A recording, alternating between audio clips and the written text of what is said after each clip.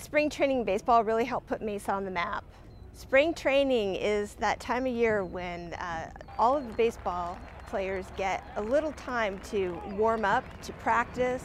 We get to see who's new in the roster and give them a chance to try out their talents. It's a great time for fans. You can really experience baseball up close and personal, like it was in the old days of the sport. Telecom Baseball Park is the home of the Chicago Cubs, the spring training home of the Cubs, and they have been here now really since the 1950s. Actually, the first professional team that ever held a game here was the Pittsburgh Pirates, and that was in 1929. And so since that time, through the early 40s, many teams were just coming through an exhibition. In Mesa, for example, we have great stories about how the Chicago Cubs came to town to play, literally to play any local comers. They would say, our train is going through Arizona, we're going to stop in different cities, and as we stop, we'll take on all comers. And so the local teams had a chance to really play against professional players.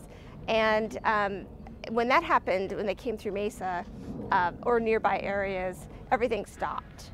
Dwight Patterson is considered the father of spring training baseball in Arizona.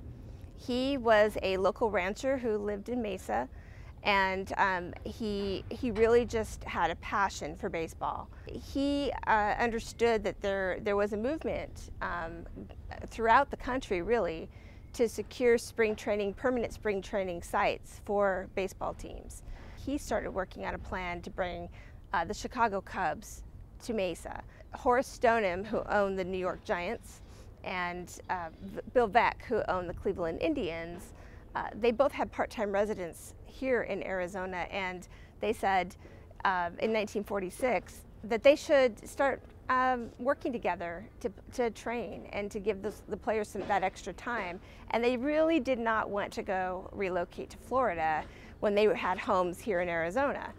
So the story goes that Horace Stoneham called up Bill Veeck and asked him, would you like to do this? Would you like to train here? And it was kind of a no-brainer for them at the time, especially because of the cost of travel.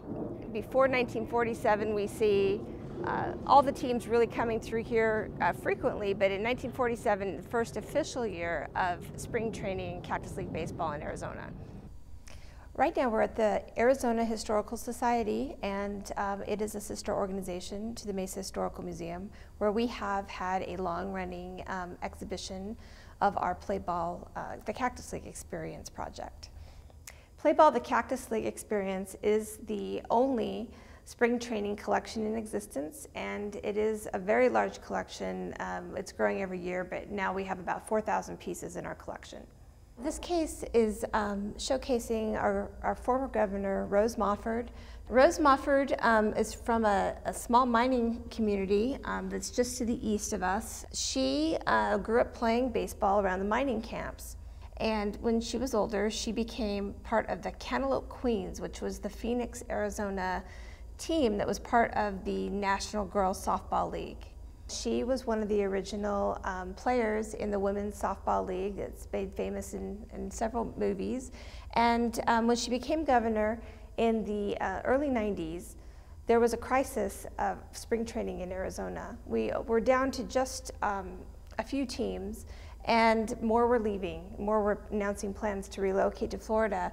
And it was Governor Rose Mofford who stepped in and brought Dwight Patterson from Mesa, who started spring training, and they got together and formed a committee to save spring training, and it was really because of their efforts that we have spring training today.